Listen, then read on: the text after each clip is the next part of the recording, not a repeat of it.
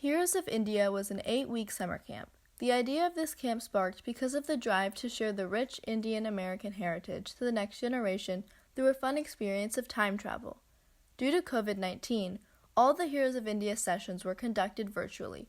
All participants, hosts, and actors joined a Zoom meeting where individual heroes acted, shared their life stories, and answered participant questions. What you are going to see is a Zoom recording of a live Heroes of India session. Enjoy!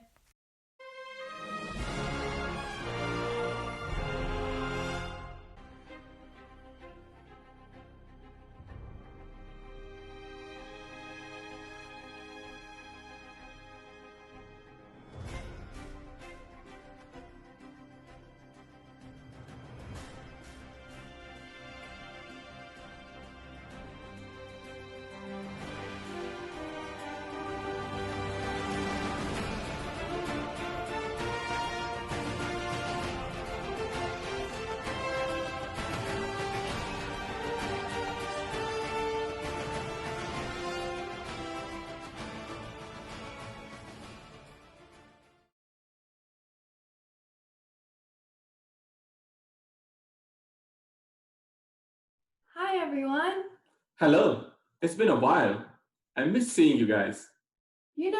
Last time when it was just me and Krish, we went back 800 years to see Dnaneshwar and Muktabai, and we learned all about their awesome stories. What? You met Dnaneshwar and Muktabai? Mm-hmm. Oh my god, I missed that. Well, wait a minute. Does that mean you guys took time machine 800 years? Yeah. Did you drain all the power? I don't know. Krish was the one in control. Oh my god, you guys, let me check. Well, we have very less power left now. But do you think we can still go back in time today? Well, we can go back maybe around 200 years. Well, that's fine. I have a question. You always take us so many different places when we go back in time. How come you've never taken us to Pune, your hometown? Oh my god, Soumya, it feels so nice. Absolutely, I'll take you to Pune this time. How about let's go to Pune in 1800s. Okay.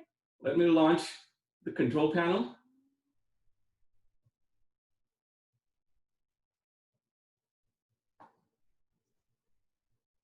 Did Krish play around with this a little bit?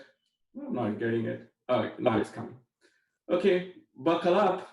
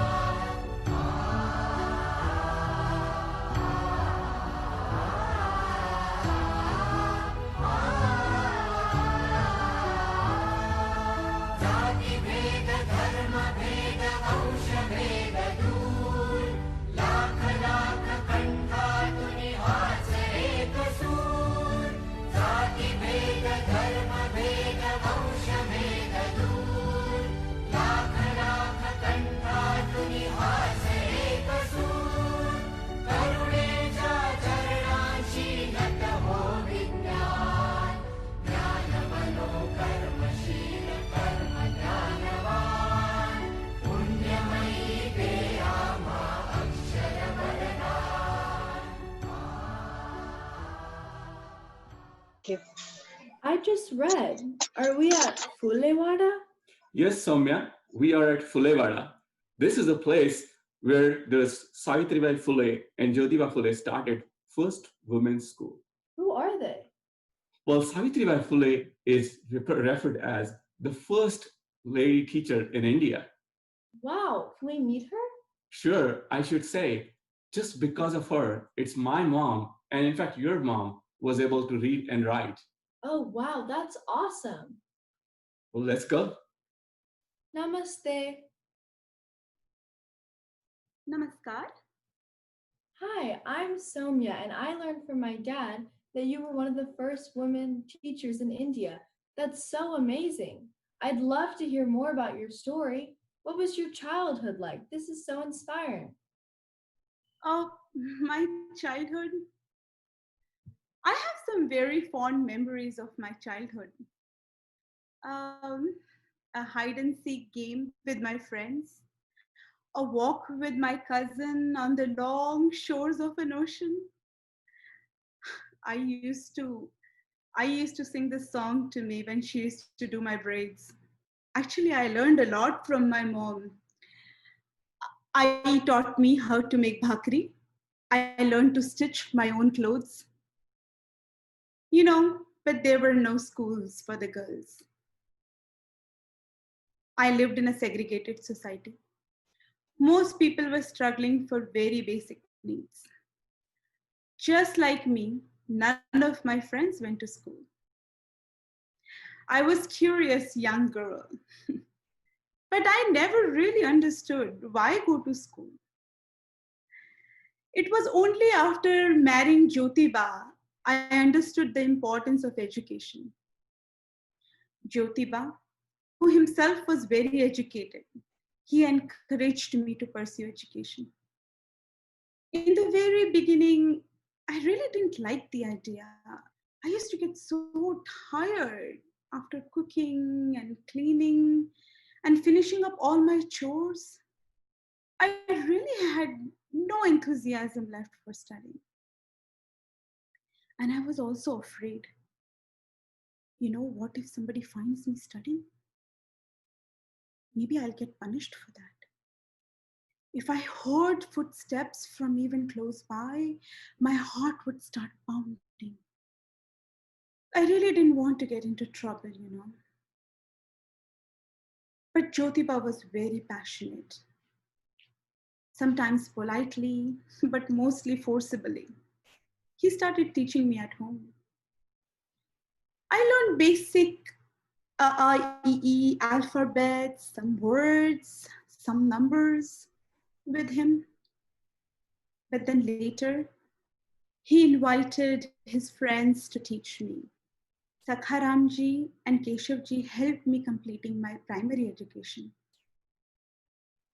Once I started reading words, I had now started learning and it had become fun for me.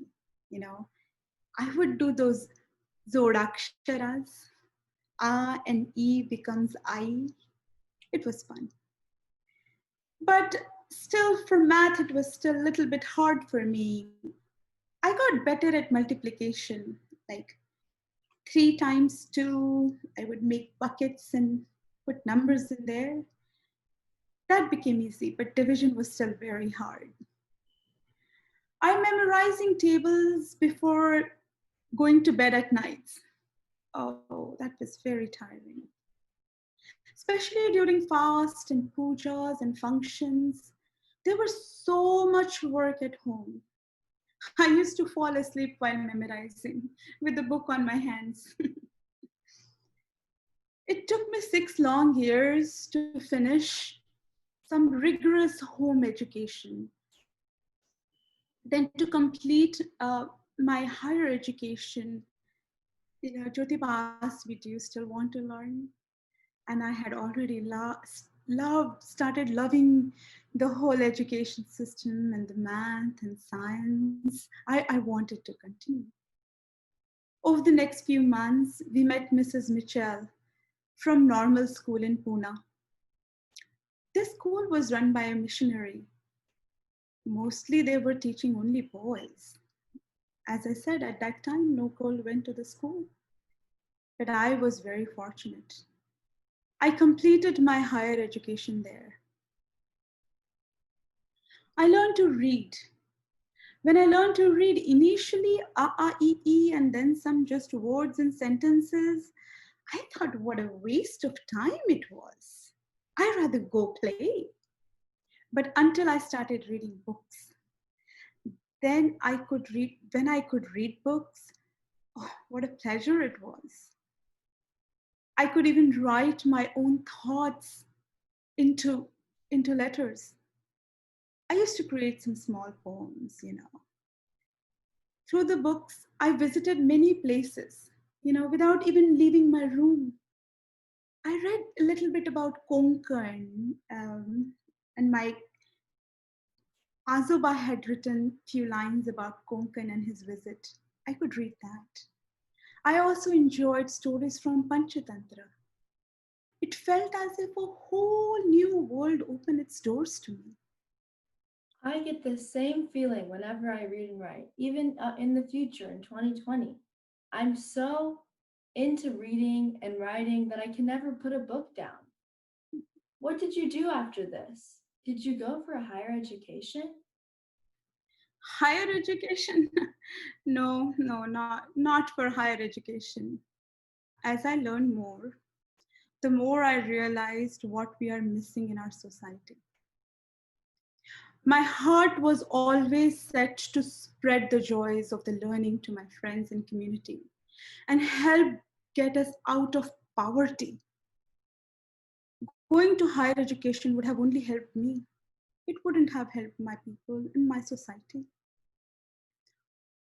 Instead of the higher education, I decided to become teacher, to part the knowledge, to show this world of wisdom and education to all the people around us. By now, I had started loving the world of books. It was so rich of knowledge hidden in these books, passed from generations to generation.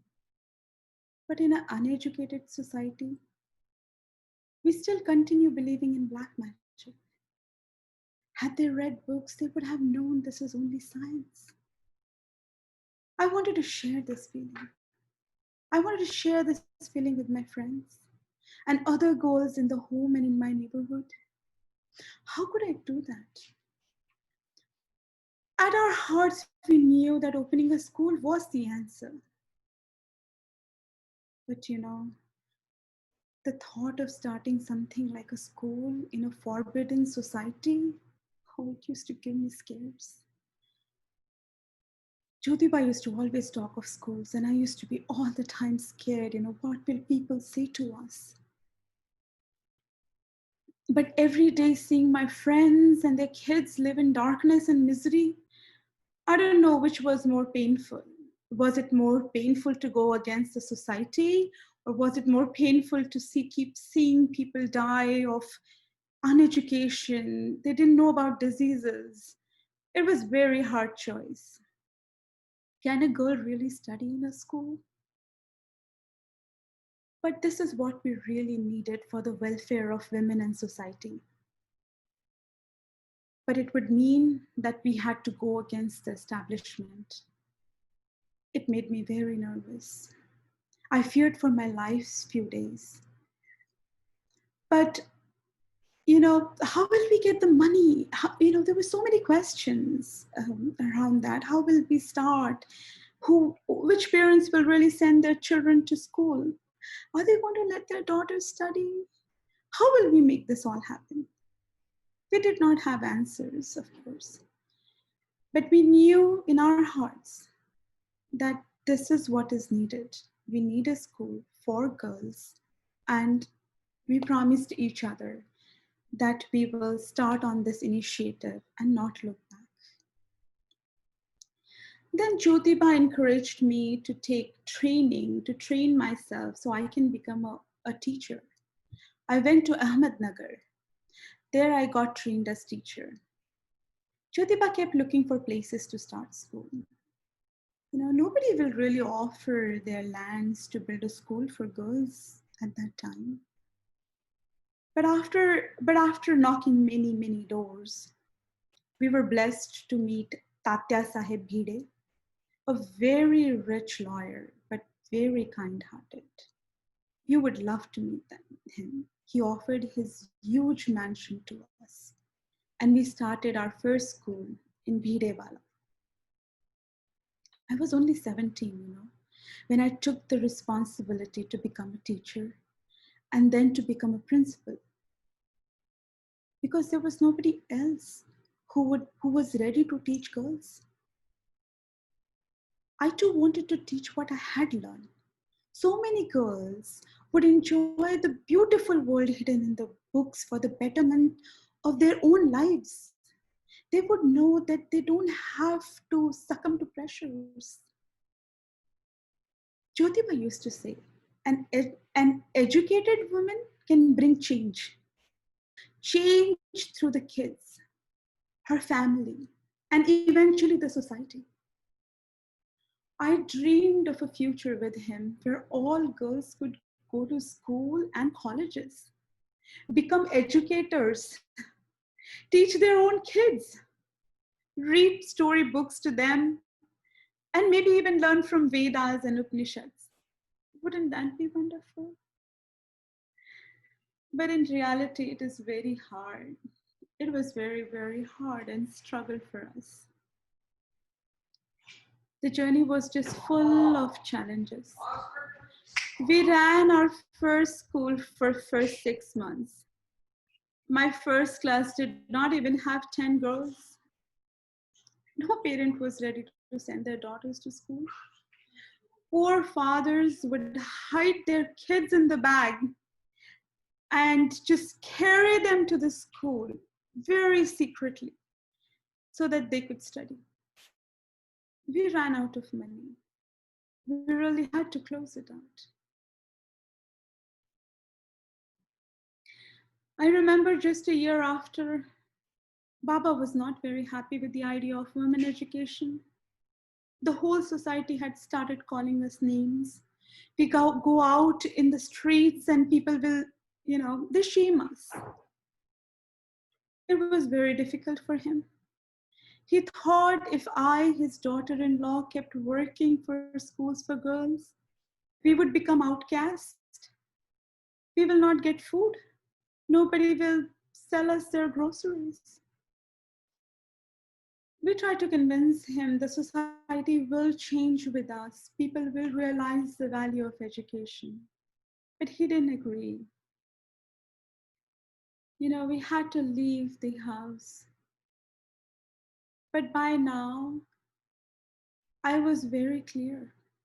I was very clear and I knew in my heart what it is going to take. It's going to ask us to do a lot of sacrifices, but we have to. Leaving the home where I grew for 10 years was extremely tough. But we had made our choice. We wanted to continue serving our society, keep educating every little, small, old soul that we can. Things went even south after that. When we left home, we had no money. There were days we didn't have enough food on the table. But still, Jyotiba insisted we started the school. In the beginning, when I used to go to school, people would throw their trash at me, mud at me, stones. It was the most horrible feeling I had. I had a choice to go back home. I had a choice to go change, but that would take time, and all my little kids who have made it to the school, they will be missing education. So I decided to just keep continuing in the stinky sari all day. I had no choice. Children at the school didn't even complain, even once. They continued with and reciting poems. I'm so proud of them. One day when I was coming, a small stone hit me in the mud. I just started crying. I didn't know what to do. But the thought of another girl waiting for me in the school just gave me the strength to go on. After a few days, I realized that I can't escape these people and I must teach. And that's what we promised each other. We will continue teaching. Finally, I had no option. I started carrying another set of sari. I would go to school, it'll be all dirty, and I would change into another one. There were threats of bullying. One day we had goons at our doorsteps, threatening us to close the school. I remember that day, I was so scared, I couldn't sleep the whole night. That thought still scares me. I fear for our lives. There were days where it was just easier to give up. But we kept each other reminding the promises that we made. This path is not going to be easy. Jyotiba would always encourage me to look beyond and look for the future that we are working towards. What a bright future it's going to look at the end. I would collect all my strength and keep serving. And that's how I decided that I have to continue only being a teacher. Wow, you went through so much struggle to make girls' education a reality. Your journey is so inspiring. I'm curious to know, what did you do next? Soumya, the society is very segregated around us. There is a class which is rich, privileged, and then there are people who are facing challenges like in everyday small things. Even for women, there are many challenges they are facing. They are uneducated.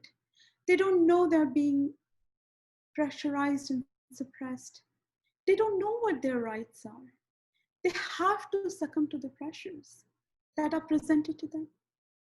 They didn't have any venue to go out, to talk, and express themselves. Once in a year, they go to their parents' house. But it's the same situation everywhere. I wouldn't go to my parents' house and tell my aai that what problems I'm having. My life has changed for better after I completed my education. The other day, I read in a book about standing water. If you have standing water for too long, the bad bacteria can grow in it. And that bacteria is the one which actually causes illnesses and diseases. So guess what? I started boiling the water in monsoon. Now I want to spread this message to all my friends and neighbors. They don't have a support system to discuss their problems. These questions keep me awake. Women face many problems and can help each other through their experience, sharing joy, and learning from each other. Due to segregation, poor women were not welcome in majority of social events. I remember I couldn't go to social sankrant, and the society was not very inclusive. That's when I started Sarvajanik Sankrant. It is a harvest celebration like Pongal, and it is open to all women. This enabled women to come together, celebrate and share their hearts. And I'm very confident that the bonds that they make here, they will continue to grow. One of the other struggles the women are facing in the society is a water problem. See, all the village wells are controlled by people who are not poor, who are rich. They control the water. They don't let the women from segregated community come even near the village well. It is so cruel to deny water. Why should one human have more rights on the water than another? Didn't God give us water to all? We have to educate, especially to those who don't yet know that they have the right on this water too. just because they are human. Jyotibai and his friends, they dug a well in our backyard so that they can provide the water to everybody. We are really blessed and fortunate to be able to help others. See, if you grow alone, it is not enough. Isn't it better when everybody else grows with you? Absolutely. Wow, I'm really impressed on so many different causes you worked on. You made a difference in the lives of so many people. I'm wondering, how could you do that, so many things? Women education is an important issue for us.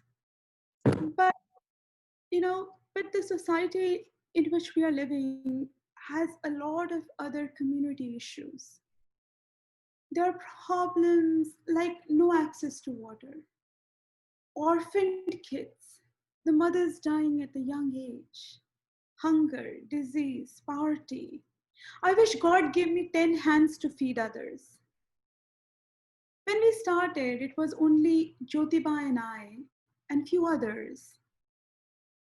But when people saw us serving their children and women, they started lending helping hands in any way they could. You would be surprised, but some donated money, even when they didn't have money for them. Some offered their homes to teach. Some cooked and fed the poor kids. Some parents brought their kids in the back so that they can go to school. Some helped just spread the word. We had our challenges, but the compassions of so many people around us kept us going. Later, the children who I had opportunity to teach joined in our mission and served, and our four hands became 40 before we know. We are still growing.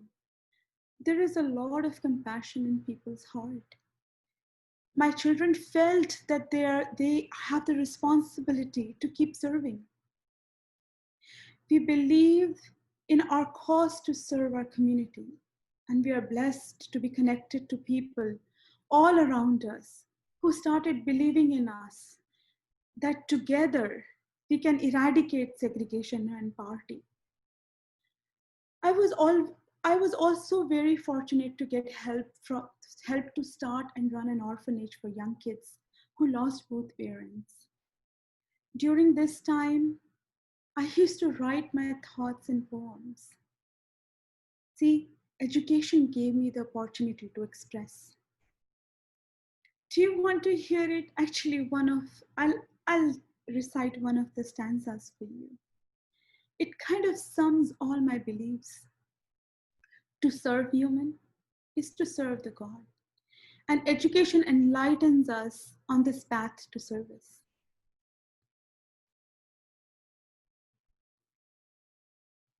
I'd love to hear this poem. Sure. तयास मानव म्हणावे का तयास मानव म्हणावे का दुसऱ्यास मदत नाही सेवा त्याग दया माया ही जयापाशी सदृढ नाही तयास मानव म्हणावे का What does this mean? It means that only a human can feel another human's pain, live for others. Can you really call yourself a human if you cannot serve others? That's such an amazing message.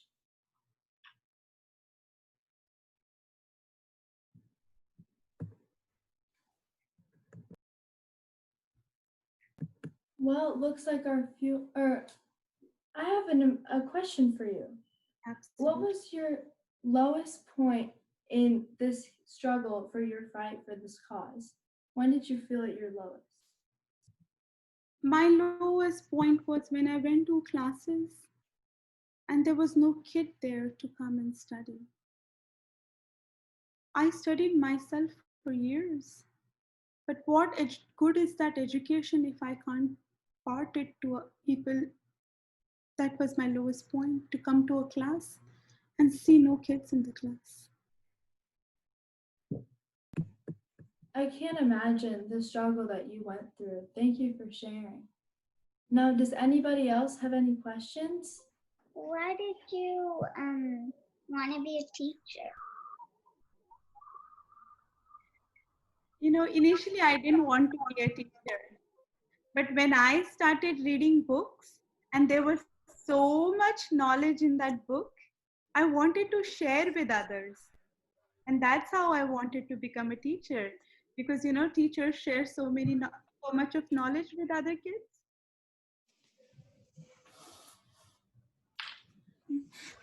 I have a question.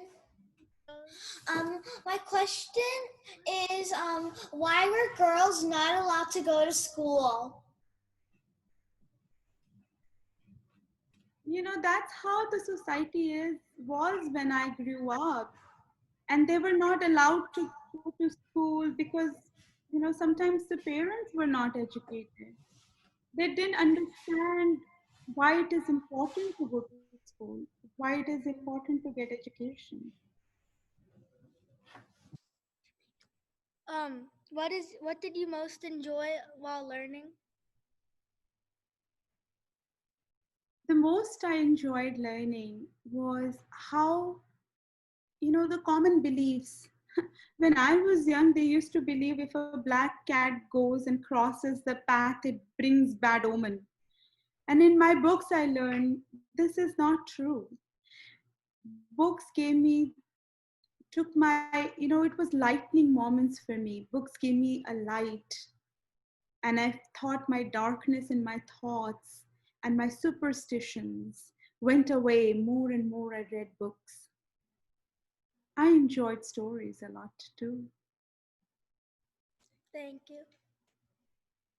I have one question. So if girls were not allowed to go to school, why couldn't their parents speak back? Did they have the courage? The society was very, very harsh to them. You know, they will get punished if they went to school. Their parents will get punished if the girls went to school. And that's why they couldn't go to school. Thank you. I have a question. My name is Mira Moore, and my question is, how many students did you have at the beginning of your journey? Thank you, Mira, for the question. You have a beautiful name. My first class, it didn't even have 10 kids. And all those 10 kids, we hid them from the public view and secretly brought them into the classroom. Thank you. I have a question.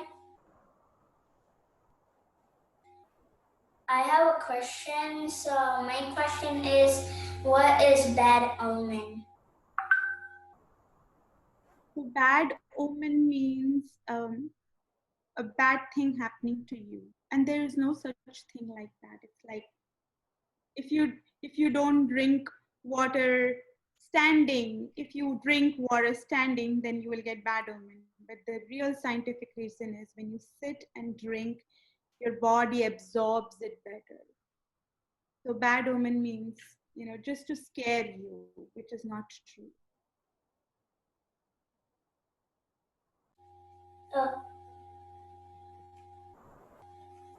In a few video games, bad omen, they like include it, such as like Minecraft. And if you don't drink milk after you get it, you're like stuck in a raid. Oh, that's interesting to learn, Arna. Thank you so much for sharing that. Savitribai Phule, it is an honor meeting you.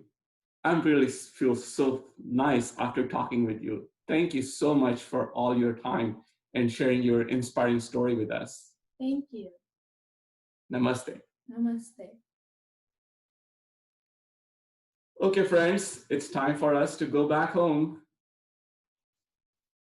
Let me pull the control panel.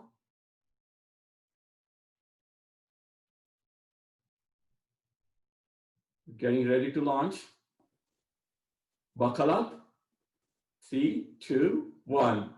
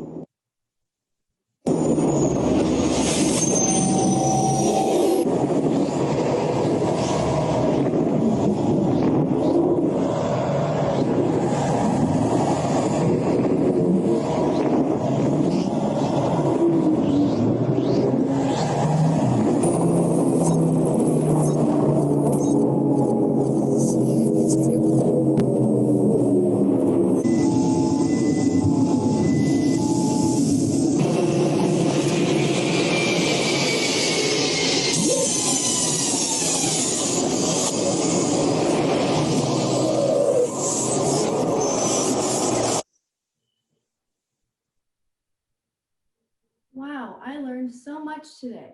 And you know, the 1800s is the same time that we went back to see Jasiki Rani. Both of these women were so inspiring, and they took such tough paths and had so many struggles for such an amazing cause. You're absolutely right, Soumya. Glad that you're realizing that. And in fact, many times we take things for granted. And that's why history is very important. That's true. It's good that we understand the struggle that was behind everything. I mean, after all, without her, where would women education be today? You're absolutely right. In fact, as a tribute to Savitribai Phule's work, Pune University in 2015 renamed its name to Savitribai Phule University. Wow, that's great that they acknowledged her. Well, I learned a lot this week. I hope everyone else did too. Bye, guys. I can't wait to see you next time. Bye.